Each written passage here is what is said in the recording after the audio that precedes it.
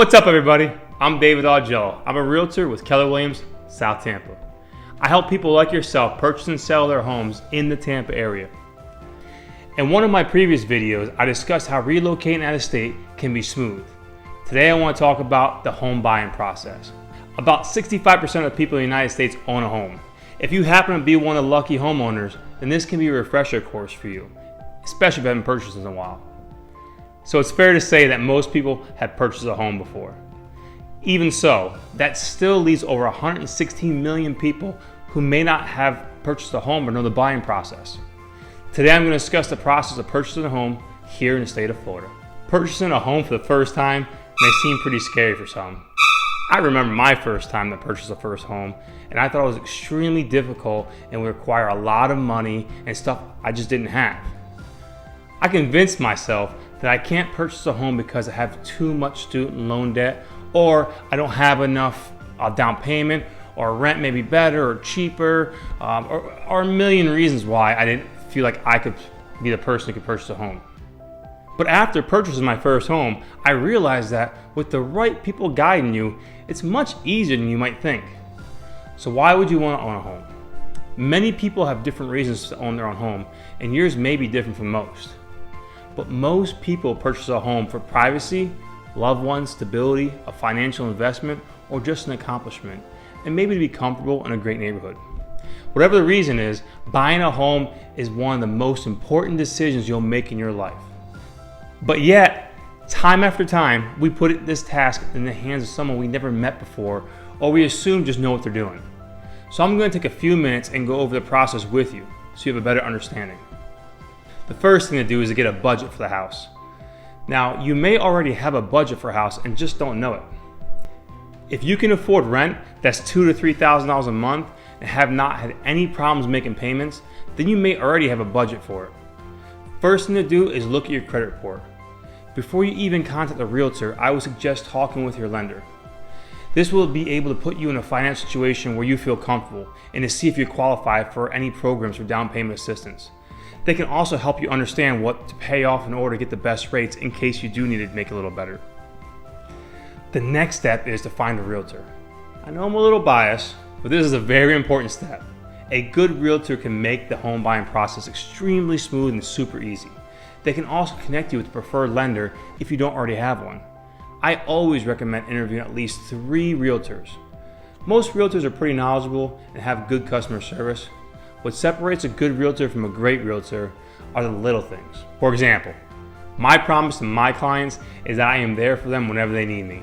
They can call, text, email me, and I will always respond promptly. And if for some reason I can't answer the call, I will text them and let them know that I'll call them right back. Communication is extremely important to me. Most horror stories that I hear about real estate agents is that they can never get a hold of them. So Google them and look at their reviews.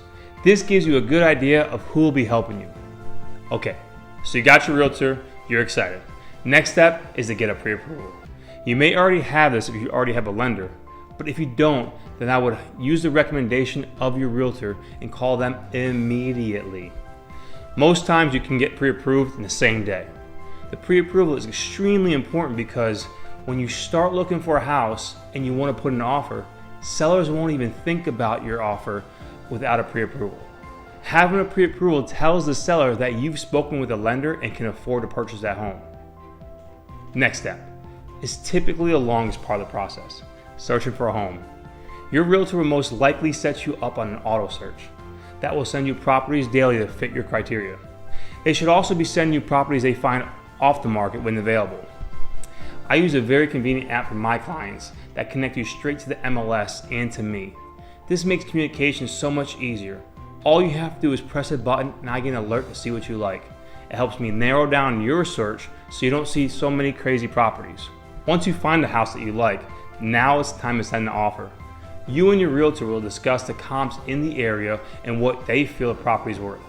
Then you will make the final decision on what you would like to offer. Once the decision has been made, your realtor will put it all together, email it to you to review and sign. Then your realtor will officially submit it. And with any luck, in a couple of days, you'll get an accepted offer. This is when you're on the clock. first thing to do is make sure that escrow money is at the title company within typically 3 business days. If you fail to do this within that time frame, then technically you're in default and could possibly lose your escrow money. If you decide you don't want the property anymore, or something happens that was in your control. The inspection period also starts on the effective day, which is the very next day after you sign the contract, after everybody has signed a contract, specifically the last signature was signed and received. This is a very important period in the contract. In Florida, we use a couple different contracts. 99% of these contracts are as-is contract. In this contract, the buyer can walk away from the property for any reason during that inspection period.